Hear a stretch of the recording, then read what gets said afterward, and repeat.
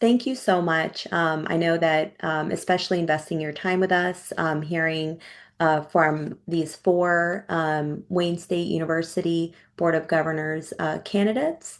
Just a little bit about us. We're the People's Coalition, founded in January 2025, as a growing movement dedicated to justice, equity, people power change. We truly bring diverse communities to amplify marginalized and underrepresented voices, mobilize collective action, and challenge systems that put profit and privilege over people. Through solidarity, education, and grassroots organizing, we're working to build Michigan where everyone has the opportunity to thrive.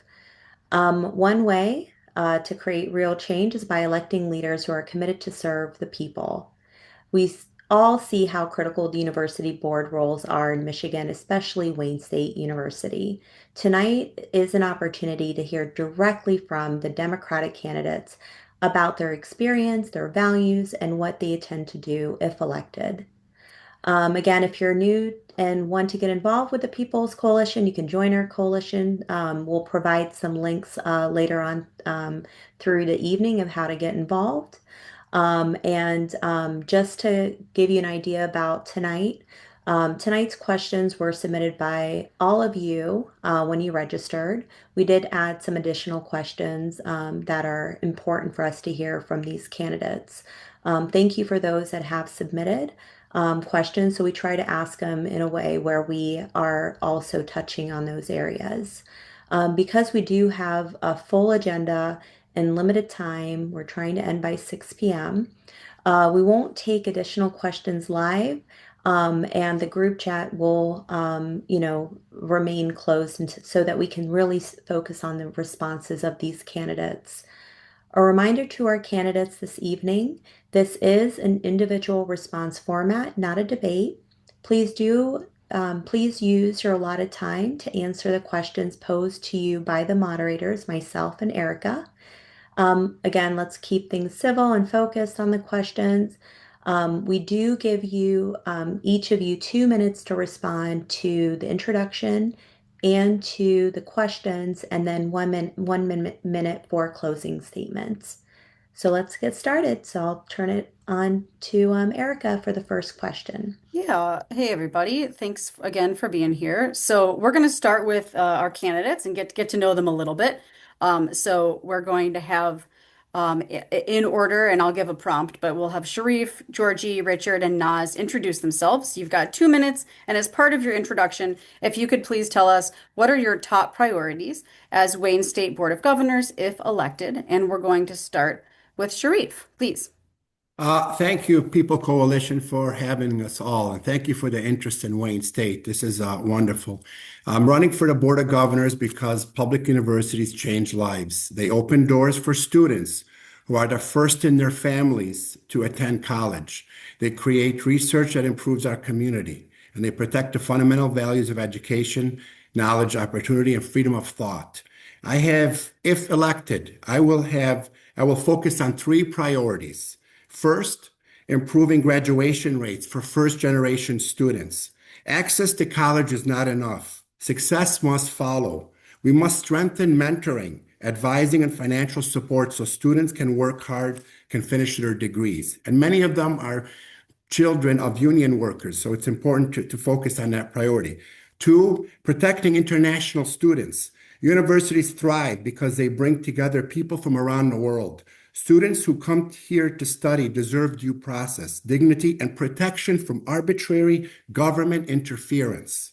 And three, defending collective bargaining agreements and the rights of faculty and staff. A great university depends on the people who teach, research, and serve students every day. Strong agreements create stability and fairness. University must be a place where civil rights, academic freedom, and free speech are respected. Universities succeed when students succeed, when faculties are supported, and when the institution remains committed to knowledge and opportunity for everyone. Thank you. Thanks so much, Sharif. I appreciate it. We will hear from Georgie next, please.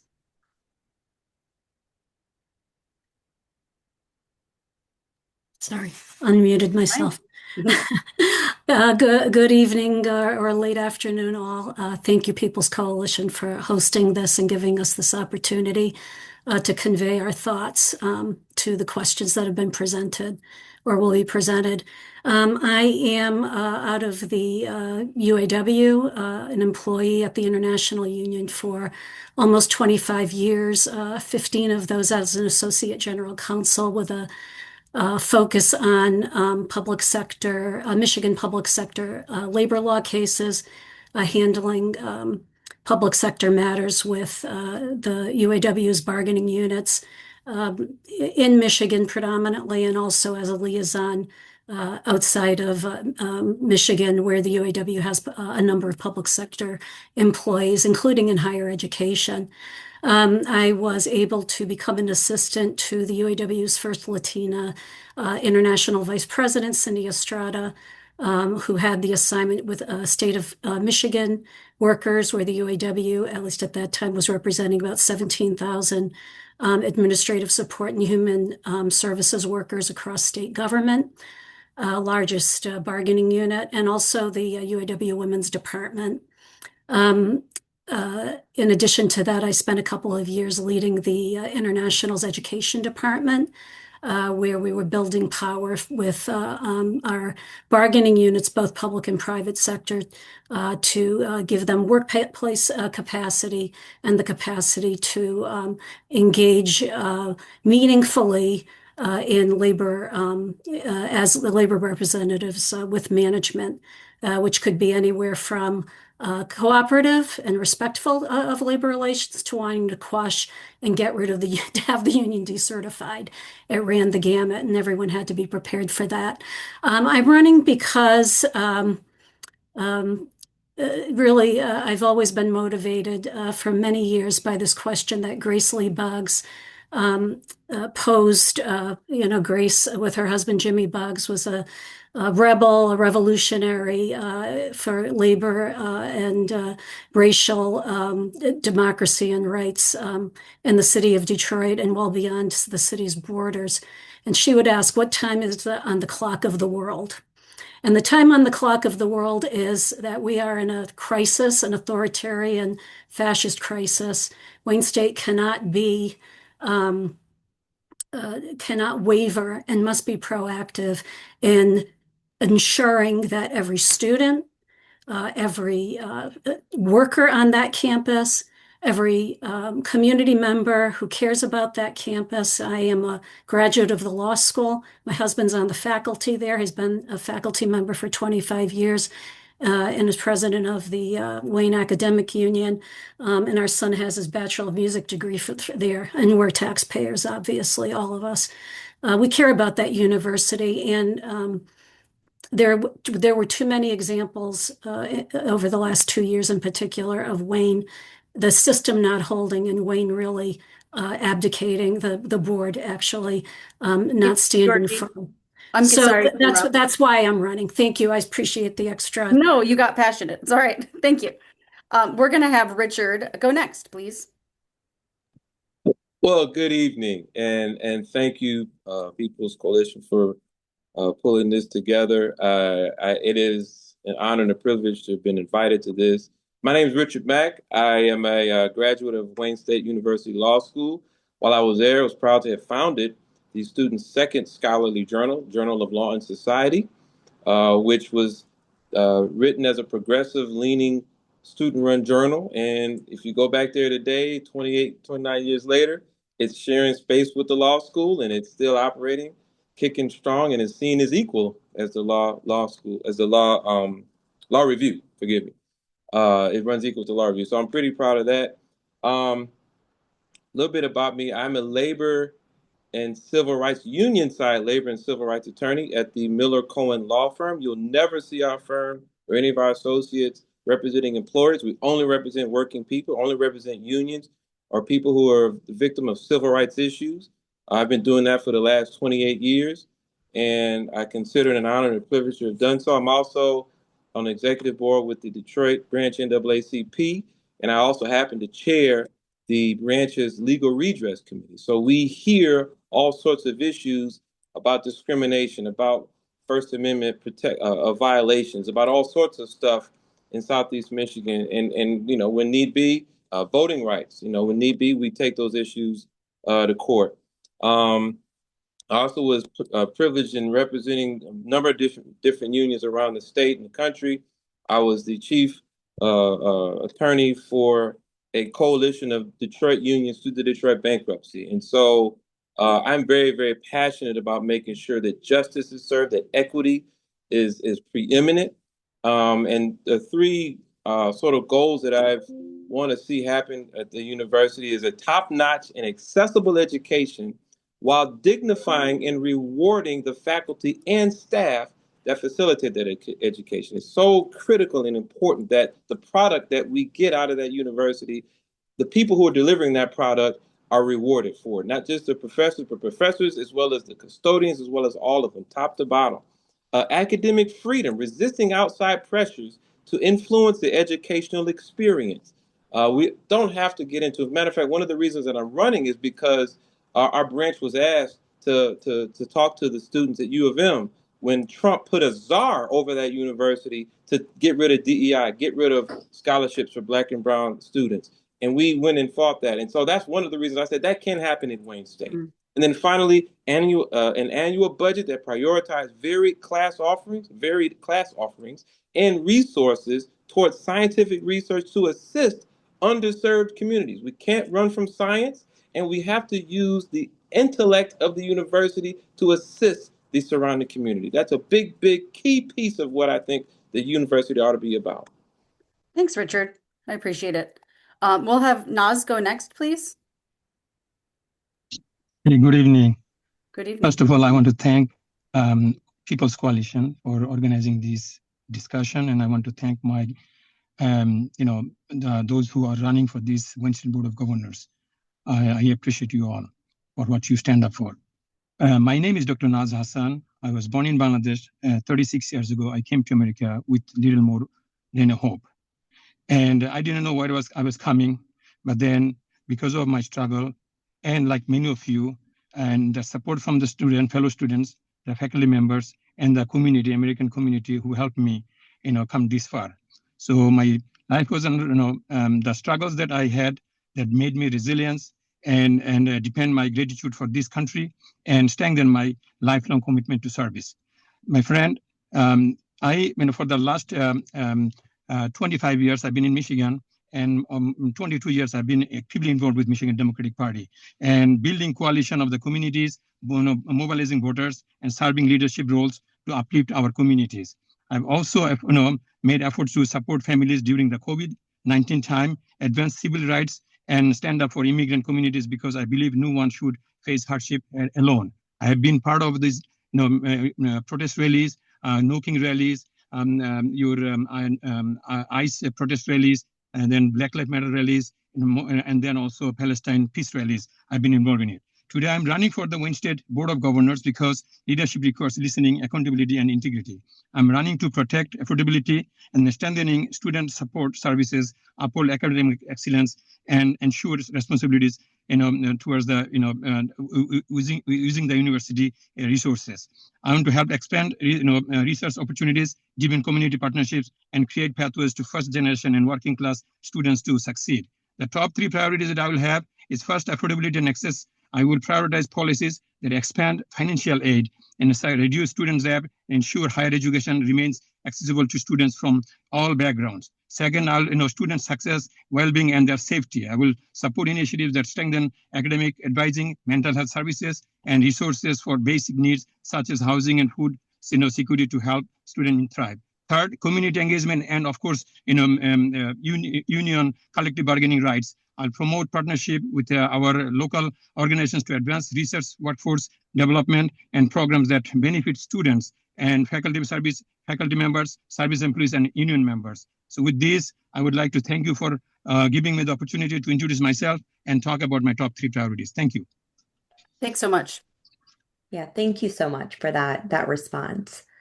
So the second question is about free speech. So as Wayne State University board members, how will you confront and change a campus climate where students Faculty and staff feel their speech is suppressed, particularly when that speech challenges institutional leadership or political power. What specific policies, oversight mechanisms, or transparency measures would you support to ensure that free speech and free expression is protected in practice, not just in principle? So we'll start off with Georgie. Yeah, I mean, it wasn't even practiced in principle. I was really alarmed by the reactions of administration and the silence and of the Board of Governors, and then their really shameful taking board meetings online and putting public comment to the end of the meeting. Dismantling the tent city, kind of small city that had been set up. All of these are classic, expression, ways of, speech, assembly. They are at the core of who we are. And you cannot claim to be providing a world-class education and an accessible education and a meaningful education and tout economic prosperity, and Wayne State being the #1 institution of higher learning in Michigan, by just looking at it from a paycheck perspective, because you cannot have economic justice without civil and social justice. It's just not possible. And so what are we teaching students by this? Wayne State needs a real reset. I know that there was a lot of blame put on the university president, who ended up resigning in the middle of September. But really, at the end of the day, there's no excuse for the Board of Governors not setting things right and really speaking with students directly, speaking with faculty members who were also silenced and chilled, and really doing a complete reset and establishing as a value and living those values every bit of free speech, whether it's speech, assembly. And I want to bring in the South End, the student newspaper, which has an academic advisor that is does not allow space for really robust student speech through the South End. And so all of these policies need to be reviewed. The Board of Governors needs to lead that and not rely on administration to carry that out. And that board really needs to reset and have a real understanding, a unified understanding on that. And follow it through by frequent meetings and outreach, and dropping these, resolving lawsuits that are pending, taking away this ridiculous discipline that's been provided to students. All of that is impactful, and it's done its job, and that's got to stop from the top. And the top is the Board of Governors. Thank you, Georgie. Same question for Richard. Yes, thank you. Excellent question, especially in today's day and time. I've successfully sued under the First Amendment for free speech violations a number of clients when they come to our office and they ask about whether we represent them for First Amendment violations. It happens often, and we're successful often. One of the things that I believe in is really addressing this problem from a position of strength. So I will have an absolute direct contact, and I think the entire board should have contact with the general counsel's office to see what strategies they are employing from a legal perspective to protect the free speech of the students and faculty and staff, to make sure that not just the students and employees, but the community at large are not having their free speech suppressed. I think what Georgie just mentioned, the fact that there's some curtailment of being able to speak during board meetings, that's a problem. The community comes and they expect to be heard by what is happening in their community, in their city, in Southeast Michigan. And so first off, having a direct line of contact and helping them craft legal strategies with respect to what needs to be done with free speech and pushing back when they don't listen.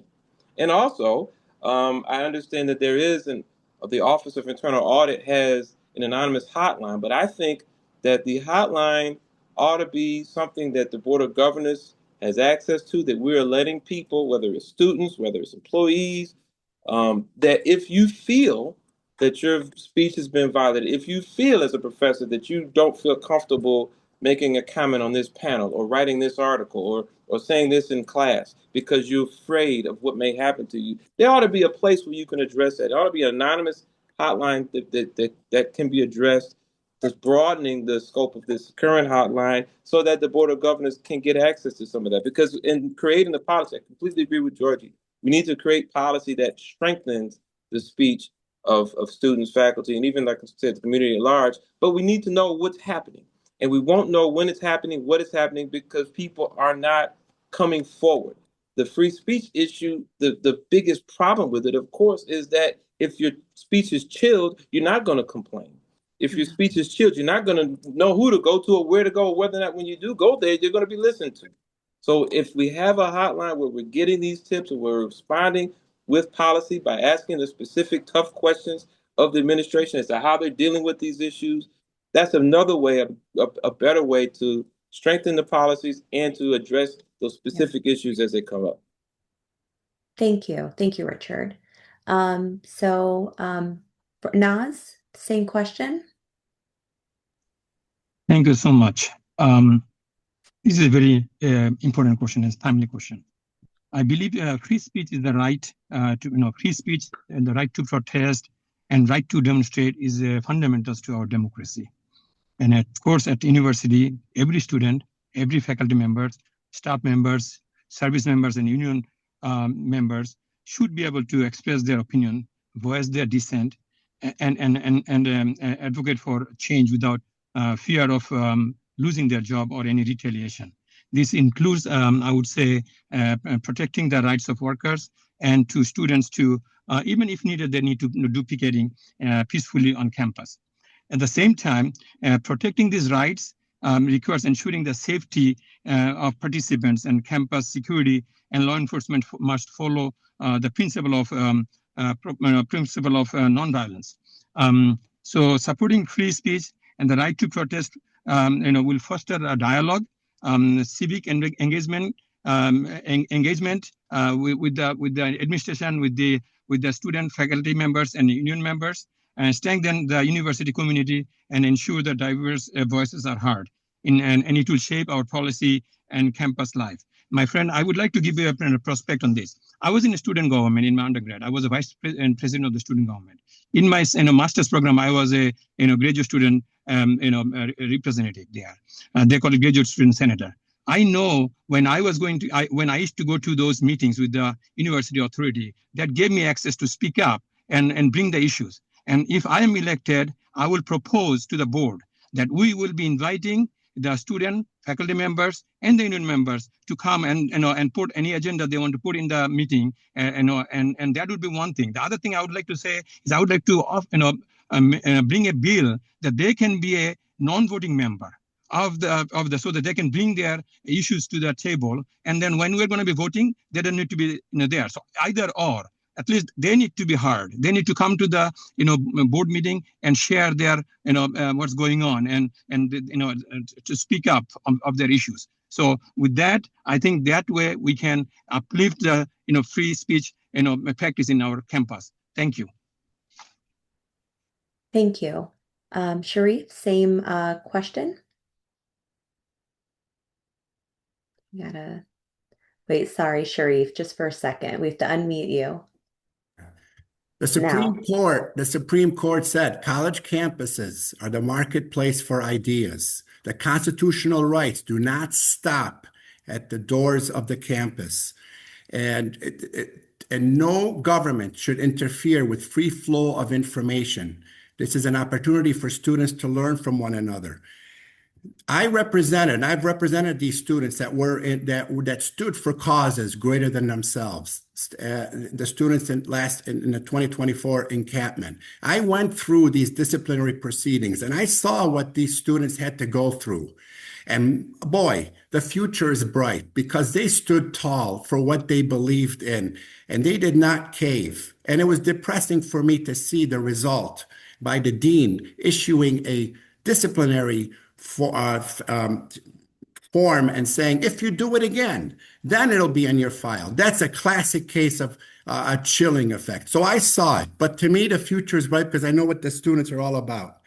And this is also goes for the faculty. Faculties are also being intimidated. Hey, be careful what you publish. Be careful what you're going to say. And that's an impediment to free flow of information and getting the truth out. And what is actually the truth is the research that's being done by these professors. So when you're intimidating them and not allowing them to publish and research the actual data, that's not gonna advance your society as supposed to be. And by the way, this is very timely today. We just like 10 minutes ago got a ruling against DeSantis because he tried to muzzle an organization that we represent, CARE, that was standing for the rights of what's happening in Gaza. And this is important, very important that there's the checks and balances here. And these checks and balances must also be in the college campuses. Finally, I want to say that colleges must have a neutral viewpoint. Universities cannot take sides. And I saw a university, Wayne State, take sides and adopting one viewpoint over another. They must maintain neutrality. College campuses through the history have been the moral compass. These students have been the moral compass for society. And we must maintain that degree because that concept. Otherwise, our last safe haven, the college campus, if that falls, then the First Amendment is at peril. Thank you, Sharif. Erica, you're next. Yeah. I'll pose the question. Thanks, everybody. I'm going to read the next question here. So the next theme is labor, faculty, and staff. The question is, Wayne State relies on the labor of graduate student workers, adjunct faculty, service workers, and staff to function. As a board member, what concrete actions would you take to protect collective bargaining rights, ensure fair wages and benefits, and prevent retaliation against workers who organize or speak out? And we are going to hear from Richard first, please.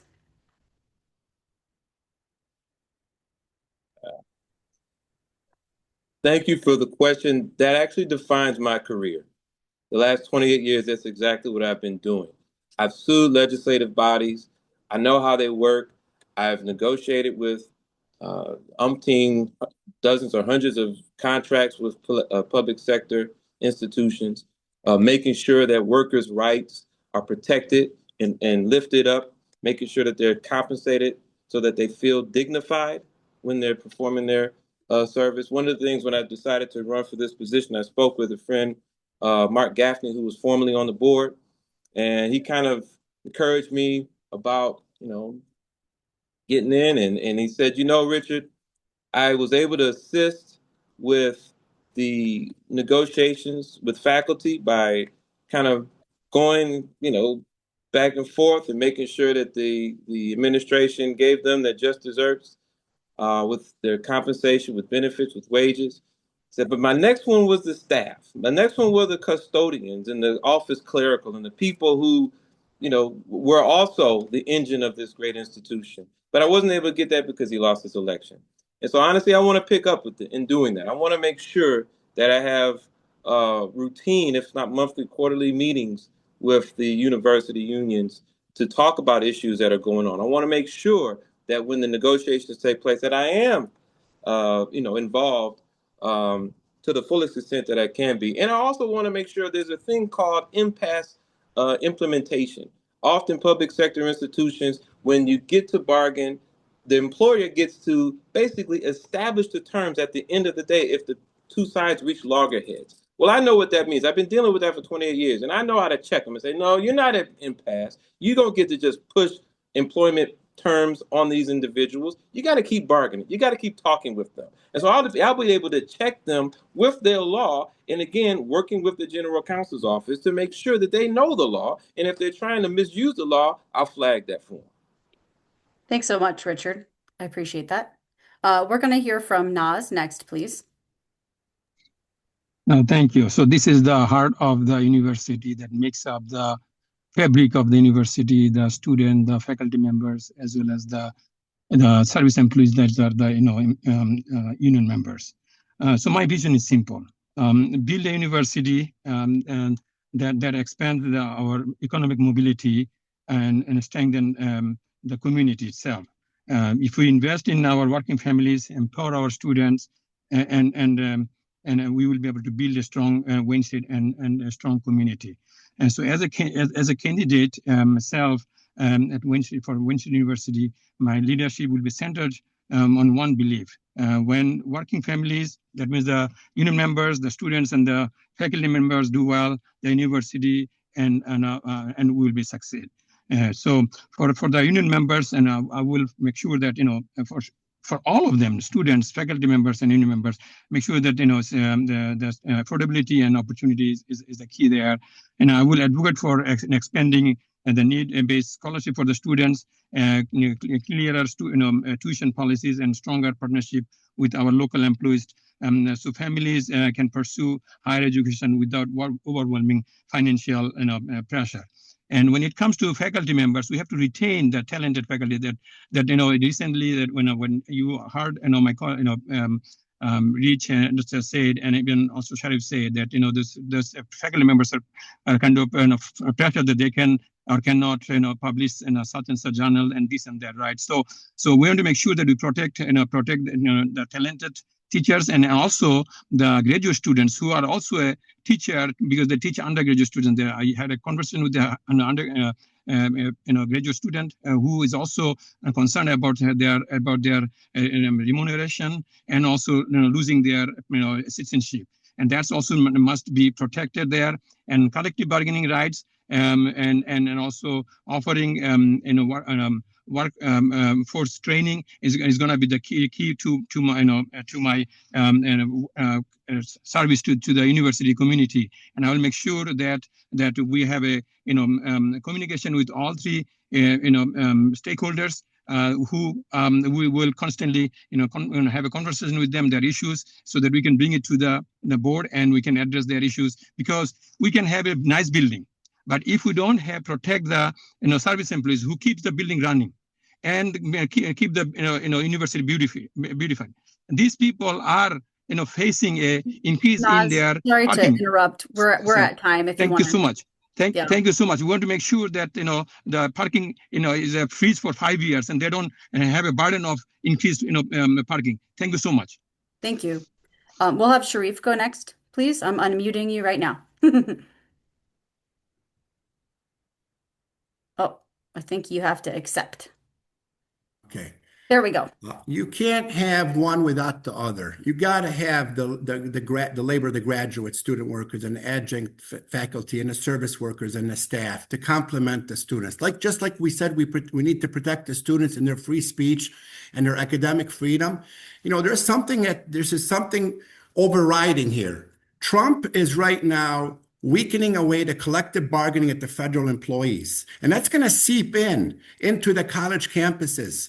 And it depends. And if you don't have a strong stewardship that governing and protecting the constitutional and contractual rights of the union workers, those rights are going to go. We're not even going to be able to negotiate. We're not even going to have rights. And you can see an example when the Trump administration pressured Columbia, they caved and they violated the due process. When you saw they try to do the same thing with Harvard stood tall and pushed back. There needs to be strength and conviction on the board to protect the union workers and the labor and the grad. So that's one thing. We have 2 more years of Trump. We have 3 years, and we saw what's going on in 2 years. Another 2 years. We may not even have collective bargaining agreements. So it is important. We've been representing union workers. I represented a Wayne State professor 10 years ago regarding a whistleblower and how he was retaliating against. So I saw what has happened, and I'm mindful of the safeguards that need to be implemented to ensure that every professor and every graduate and every staff member, if they blow the whistle, that they are fully protected. And that is something that it should be zero tolerance on for any retaliation. Thank you so much, Sharif. Appreciate that. Let's hear from Georgie next. Thank you. Yeah, I mean, employers, and Wayne State's an employer, generally have, establish a philosophy around their labor management relations, what their collective bargaining philosophy is going to be. As a public institution filled with the kids of working class families, Wayne State's Board of Governors needs to ensure that the Office of the General Counsel at Wayne State and the top administration and those who are responsible for representing management at the bargaining table are not only following the letter of the Michigan Public Employment Relations Act, but are following its spirit. We are lucky in Michigan. Michigan public employees are deeply lucky, unlike many other states where you're just dealing with your constitutional rights to petition government and due process. Michigan, since 1965, public sector workers have had the right to bargain, and not only not non-supervisory, but supervisory employees and separate locals have the right to bargain in Michigan. You'd never have it happen today. I really just can't believe you would. So we're blessed that way. But Wayne State, the Board of Governors must be vigilant that at the top there is a respectful approach to collective bargaining. People aren't slow walking. And one thing that happens in large institutions like Wayne State is you will have uneven labor relations because it can be decentralized. That's got to stop. Wayne State's labor relations have to be with one perspective, following the spirit of collective bargaining, which is to bring labor and management together for their genuine input. Wayne State's got a lot of problems in terms of turnover, low morale, AI. There are concerns with AI. Some of the bargaining units feel that they are, get short shrift from the university in terms of hearing their concerns. That has to stop. All workers are equal. Their rights are equal, and they need to be treated whether they're in the clerical bargaining unit, the professional administrative bargaining unit, or the faculty, or any of the teaching bargaining units, or janitorial, and the rest. Thanks so much, Georgie. Yeah. I think we're at Yeah, that's fine. Yeah, appreciate the answer. Thank you. Yeah, sure. I'm gonna hand it off to Rima to ask our next question. Yes. Sorry, we're trying to stay on time, but I really, really appreciate all the responses. So the next question is about, so how would you, as Wayne State University governor, support your students, faculty, and staff in times like these, whether against the federal government's immigration policies or protecting these groups as their rights are being threatened and rolled back? And how we determine priorities and setting policies involving these communities. So we'll start with Naz.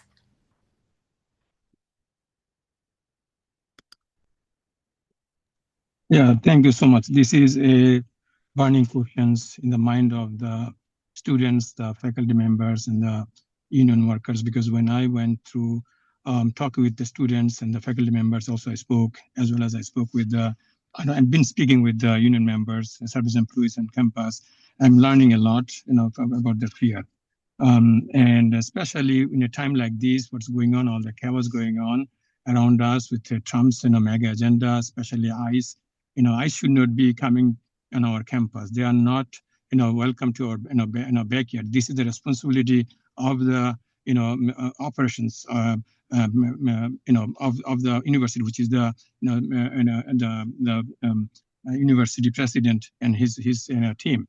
So we want to make sure that our students, because of their immigration background, immigrant background, they are student here as the international students, they are not harassed, and they, and those immigrant communities or minority communities are not harassed. So it is the duty of our university authority to protect them. And as a board member, we will have a talk about this and make sure that our attorneys are also lined up, like Sharif mentioned that what he did during this protest time. that, and I have been also attending a couple of those events, the Wayne State students events.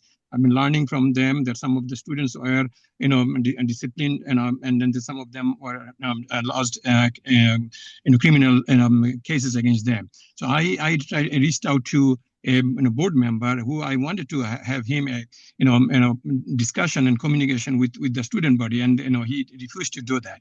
And that's what, and one thing that was in my mind that said, well, it is not that I would do. I would rather have an open policy to discuss with the students, and then help them so that they don't, if they spend 2 years, 3 years in their, and 1 or 2 years to go to to be graduated, and then they shouldn't be punished, and just because they spoke up, they demonstrated.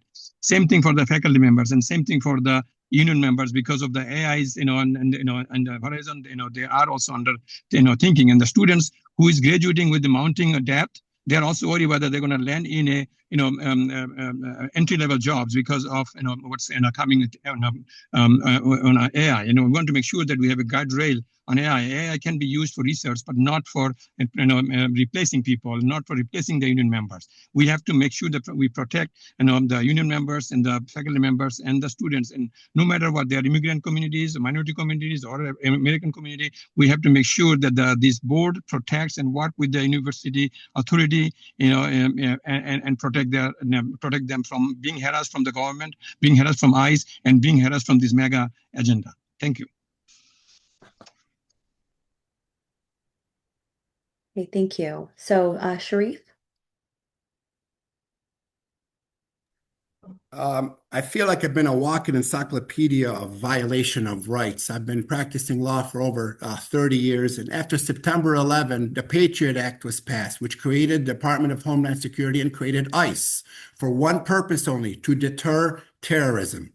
But since then, and I'm going way back then, because we're seeing what ICE is doing today. They're not deterred. They're killing Americans in Minnesota, and now they're coming into our college campuses. And this is a very dangerous situation, because it's going to create a brain drain. Many of our international students, or our F1, the brightest of the brightest, the smartest from all around the world, are coming here, and now they don't want to come here. They're going to go elsewhere. They're fearful for their safety, for their family. They're going to go to Canada, Germany. They're going to go to China. They're going to go anywhere. We're going to lose the minds if we do not make this a priority. America is a land of immigrants. Colleges are full of international students, and we have to protect them and safeguard their due process rights. Again, it goes back to my example of Columbia. Columbia just turned over all of the records for the international students without their consent, violating their due process. Harvard stood tall and said, no, you got to go through the constitutional protections, in respect to constitutional protections. So it is important. That is one of my 3 priorities, besides the first generation students, is to protect these international students from fear and intimidation, and to allow them the right to protest if they would. Constitution, the Supreme Court says every person has equal rights under the law to exercise the First Amendment. There isn't a second-class citizen here. And this is what's happening here. We're seeing second-class citizens with international students are now being put at another level. And that's unacceptable. And Wayne State is the hub of the city of Detroit. And it's an adjunct to Canada, and it can benefit from Canadians coming abroad. So we have to really stand our ground and make sure that the constitutional rights for our international students are protected. Thank you, Sharif. Georgie? All right, had on mute. Yeah, I mean, the pool of Wayne community members who are subject to these threats is wide, just because of the whole racial profiling aspect of this. You can have a citizen who, ICE would be able to approach. And ICE has been in Southwest Detroit for years, outside of schools, outside of churches. Trump has just really militarized this, and now we have citizens who are dying. So there's much at stake.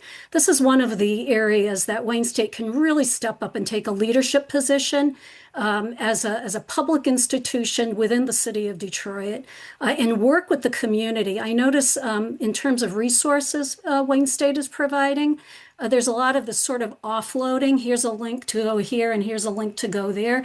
Wayne State needs to be really proactive in terms of working with the local community, partnering with them because of the spillover. This is, Wayne State is not sort of unto itself with regard to these immigration issues. We have people coming in. It's a commuter school. There's a lot of in and out. Resources should be provided. There should be robust deployment of information for all students who feel in fear. And I suspect that that goes well beyond just international students. And also provide full-throated leadership within the state of Michigan around pushing back, putting the police on notice, the campus police on notice, and reaffirming the contours of not cooperating with ICE, which I believe is in place, but that can go off the rails as we've seen in numerous stories across the country. And so the Board of Governors needs to be vigilant about that, demand that. Administration provide that and ensure that it's being provided and ensure that its public meetings are open to hear stories about this and that it actually has an agenda items referring to these issues, immigration and some of the other ones that we actually talked about already, to keep this alive, a living conversation, and having all the constituencies on campus be part of that, including immigration. But Wayne's got to step up more in that regard. It's links on a website are not sufficient for what's at stake here. Yeah. Thank you, Georgie. Richard, same question. Thank you for the question. This is a personal issue to me.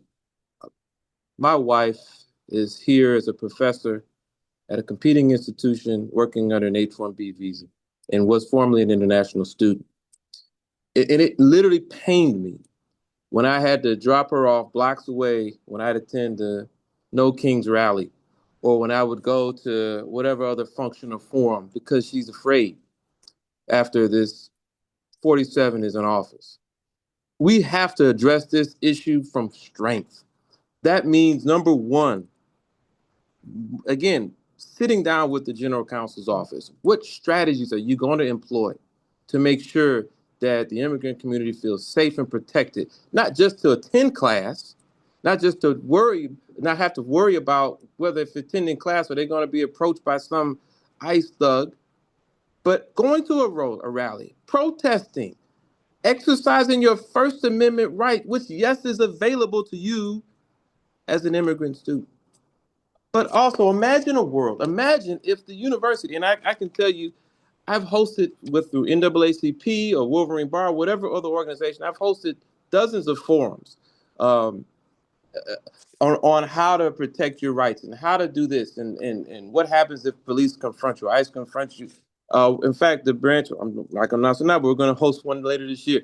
Imagine if the university itself said, immigrant students, immigrant staff, people who are here, not quote unquote citizens, here is what you can do to be protected. That voice needs to come from the university itself, not just from the traditional groups, NAACP, ACLU, Sugar Law Center, National Conference of Black Lawyers, you name it.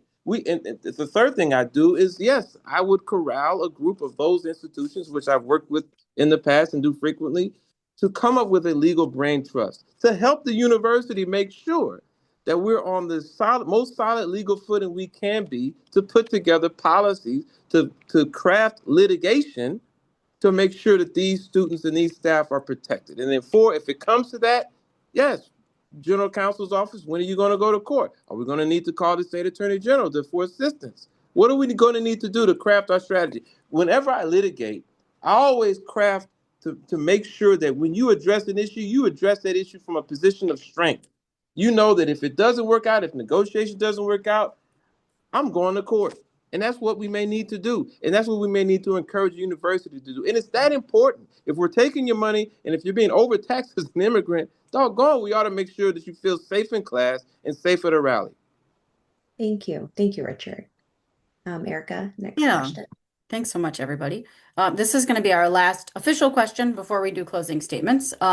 So, how will you actively safeguard academic freedom and research integrity at the university, particularly when scholarship, teaching, or research findings challenge political power, major donors, corporate partners, or prevailing public opinion?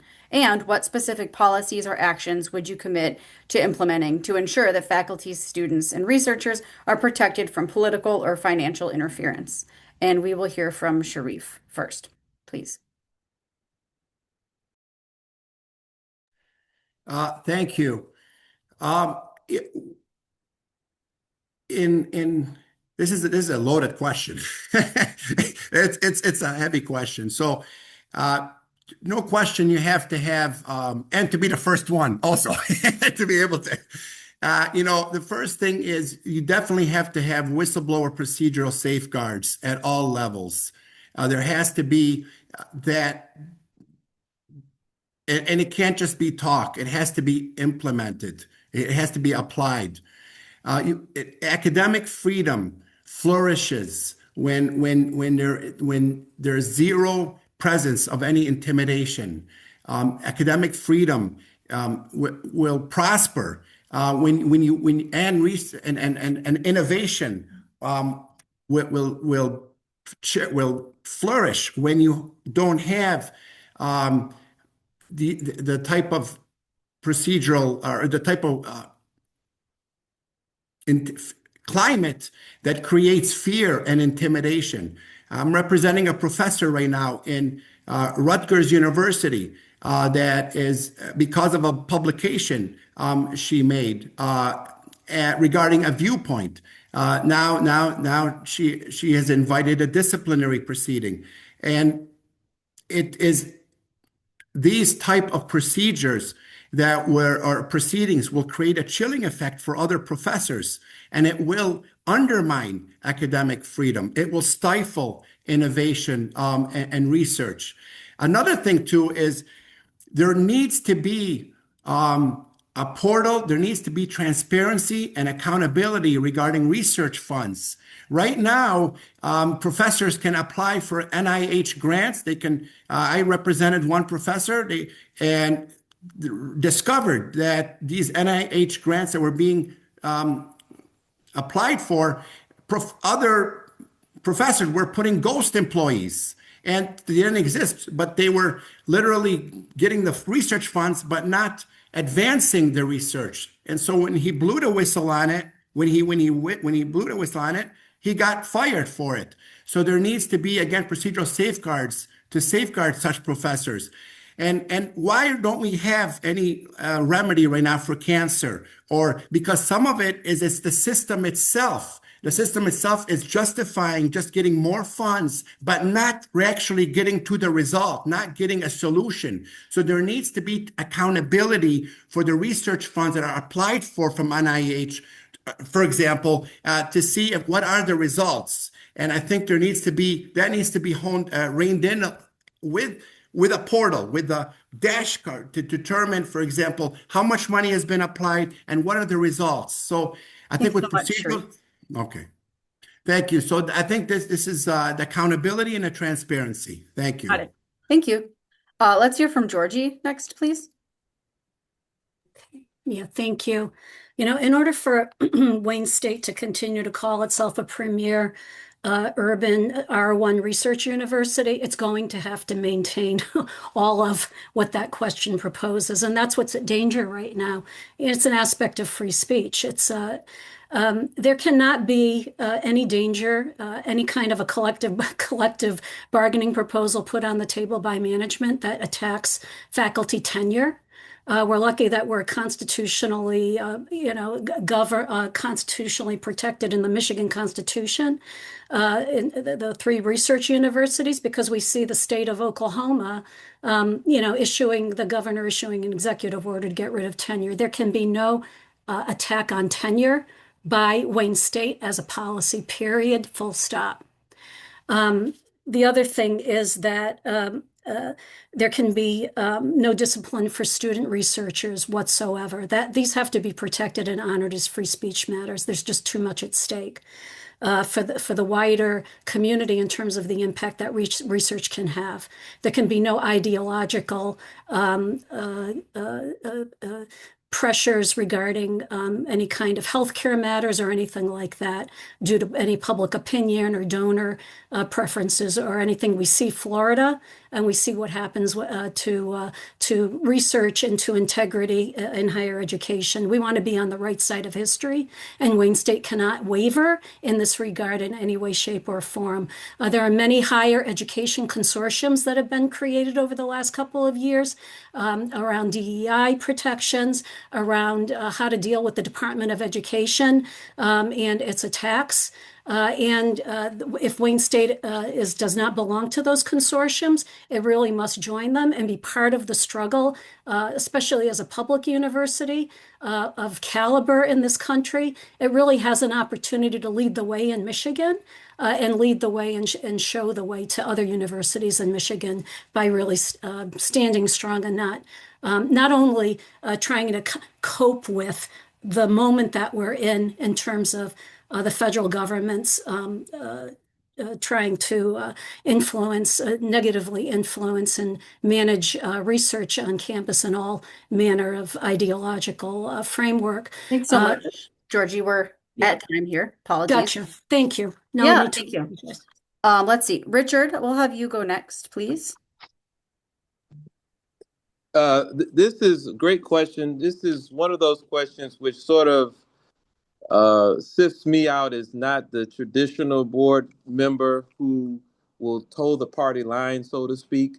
One of the problems you do have is university gets major dollars from major corporations or whatever, and then you've got some researcher who's coming up with findings or doing research, or professor who's making statements or writing white papers that challenge what that donor is doing.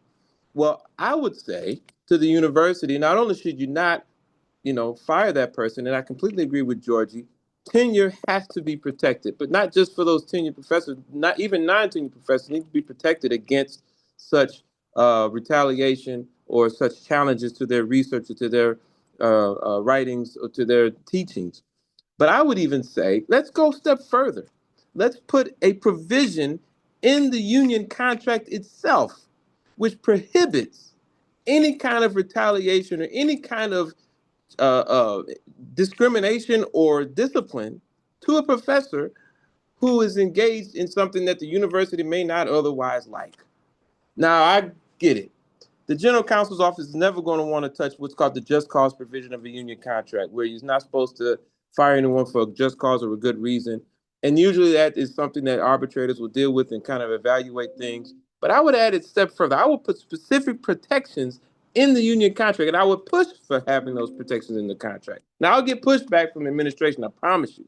But if I get other people on the board with us who's going to also advocate for free speech, for protections to academic freedoms, then I think we'll get there.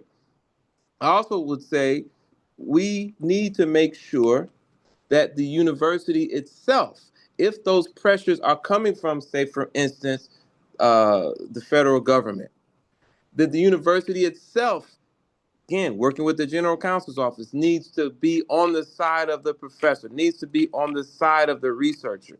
And they need to take a stand, whether we need to contact the Attorney General's office, use our own general counsel, do whatever it is we need to do. Those people who work for this institution, those students who are doing the research at this institution, need to know that whatever they're coming up with is not going to be retaliated against because some donor doesn't like it or because some crazy president doesn't like it. Mm-hmm. Absolutely. We need to make sure that we stand firm to protect them. Thank you, Richard. Appreciate it. Let's have Naz go next, please. Thank you. I was a student, graduate student assistant during my master's program, doing research under a professor. And then during my PhD, I was doing the same thing under a professor. When the professor comes and tells the graduate assistant that he doesn't have research fund, or he may not be able to support, it becomes a lot of paying for students to stay, active and continue their education. So as a candidate for Wayne State University Board of Governors, I believe academic excellence and impactful research are central to our Wayne State's mission. I support investing in strong faculty, modern research infrastructures, and expand student research opportunities.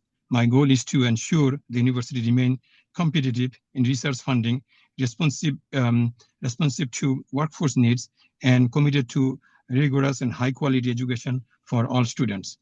I would like to, as a board member, our responsibility to provide strong fiscal oversight, uphold the ethical leadership, and ensure that university decisions align with our university's mission to academic excellence, research innovation, and community impact.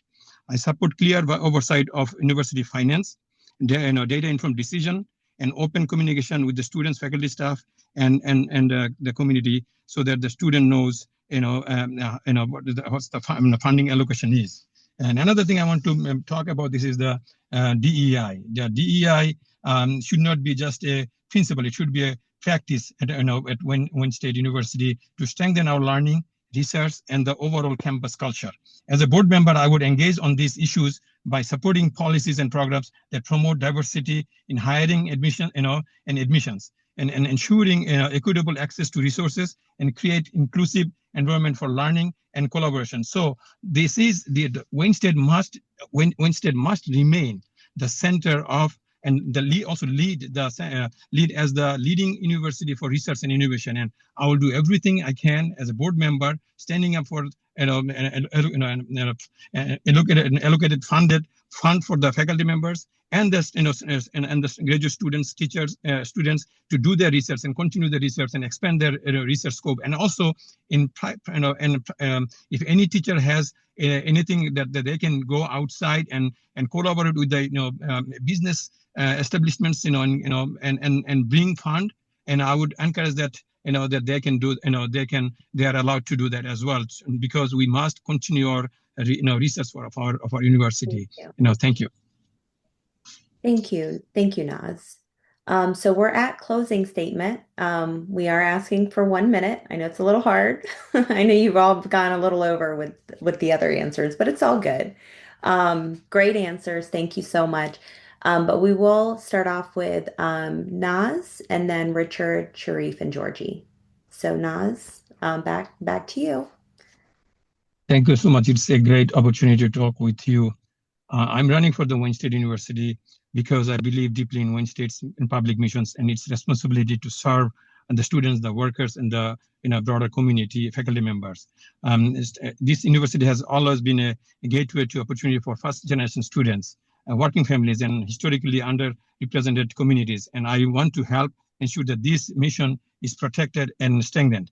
The moment is critical. Students and families are facing rising costs, student debt, and increasing mental health and basic needs are a challenge, while the university navigates complex financial and safety and workforce issues. And we must come together. We must work together to make university, Wayne State affordable, accessible, and inclusive. My father taught me, he was a professor. He built many schools and colleges, made, it is accessible for the girls, especially those girls who used to get married at the age of 13 and 14. Now they can go to college. Now they can get, materialize their dream of their life. And I have seen that. I have been through that, as a great, international students. And I want to now give it back to the students, the faculty members, and the community who helped me materialize my American dream. So I ask for your support on April 19 at the MDB convention. And I would like to, make sure that we all take this election seriously, because we need to come together and we must win in November and against this mega agenda of this crazy president. Thank you.